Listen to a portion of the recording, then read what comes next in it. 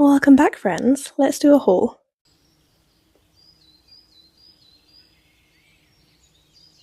It was my birthday last month and I got absolutely spoiled, so I'm going to show you all of the books and bookish things that I got. Starting off strong, I popped into Waterstones in Stratford on my birthday, and my brother was kind enough to send me some money and say, buy yourself some books from me. So I did.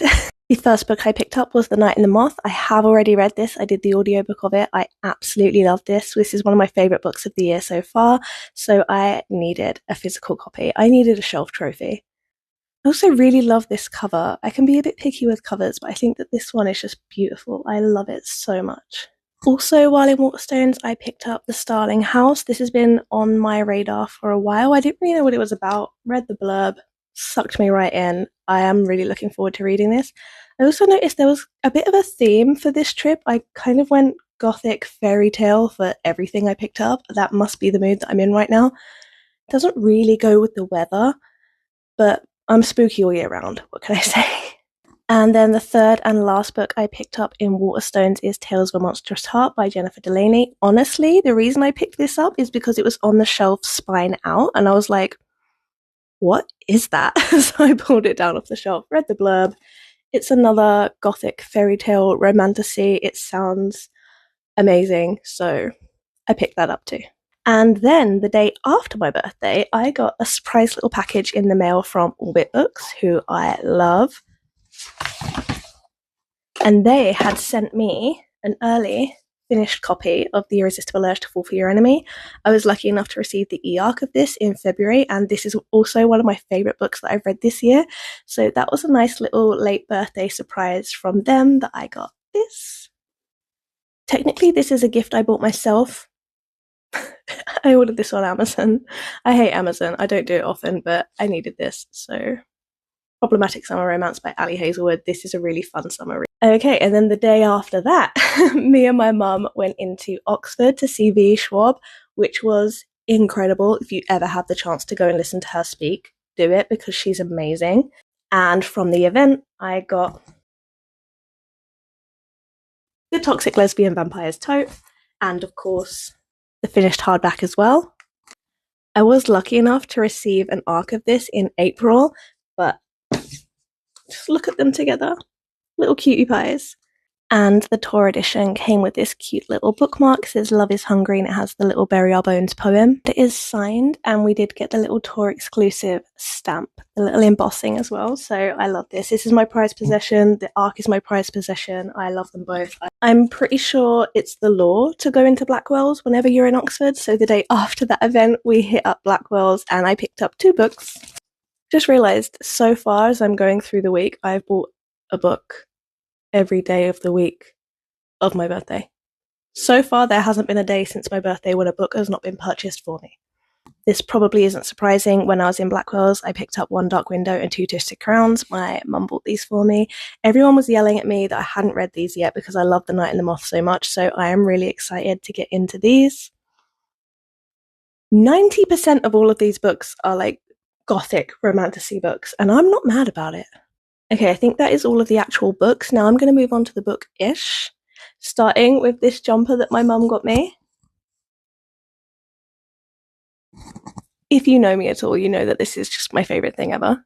And I am so mad that it's like 30 degrees outside right now because I want to live in that Pemberley jumper. I am a Pride and Prejudice girl to my bones. I don't know if you'd really call this bookish. I'm going to call it bookish because I'm an avid audiobook listener, but my partner picked up these new headphones for me, and they are brilliant. They're big enough so they don't squish my gigantic ears, and they've been basically glued to my head ever since I got them. I'm also really into blue lately. The jumper, the headphones, everyone knows me so well. I'm really feeling the blue. A bird just hit the window. The bird is okay. Also, while we're in Oxford, we popped into the Ashmolean Museum, mainly because I love a discovery of witches and things Ashmolean call to me. I've been there before. It's semi-air-conned in some rooms. They have lockers for your bags. We had massive backpacks. So the next day when we were waiting for our train, we were like, let's hang out in there for a while. My phone stopped recording because my storage was full and my mic died. So you missed me opening them. but I got these 3 little bookish notebooks. These are my favorite kinds of notebook, these thin ones like this. I find when I use bigger ones, I never use them all the way up, and then it just seems like a waste. So I'm always using little notebooks like this. I assign each one to a different thing, and then they actually get used. So these are them. They're all different, but they have these little gold foil bits on the book covers. I just thought they were so pretty. Do you think? I really love these. I kind of wish I'd gotten more. Apparently the brand is Flame Tree Notebooks, flametreepublishing.com. If you want them, maybe they have them there. Okay, now we're moving on to just not bookish at all, but just like a couple other gifts that I want to show you. My partner picked up for me just a pretty little plain silver locket. I love it. I chose it myself, if I'm being honest. But it was from a little jewelry shop in one of our favourite places in the Peak District. It's just a simple silver locket, which is my favourite style of jewelry. I like things quite simple, and I am a silver girly. I just want to get a little picture of him and a little picture of the cat so I can have them in either side and just have my boys with me. And then the last thing I want to show you was holding the curtain back. This is a gift from my sister. We saw something similar on a TikTok and we were both like, oh my god, that's amazing. We must find that. And we did find that, and I cannot wait. It is my dream to one day have a beautiful little cottage. And when I do have a beautiful little cottage, this is going to be my door knocker. Are you ready? It's obviously antique. It's not a remake or anything. But they're kissing. Do you see that? So when they kiss, isn't that just the most beautiful thing you've ever seen? Hold on. In your life. It's so romantic and lovely, and I cannot wait to put this on my front door of my cottage. Okay, I think that's everything I wanted to show you. I was absolutely spoiled in June. I am feeling very held, very known, and very loved, and yeah, I hope you liked the haul.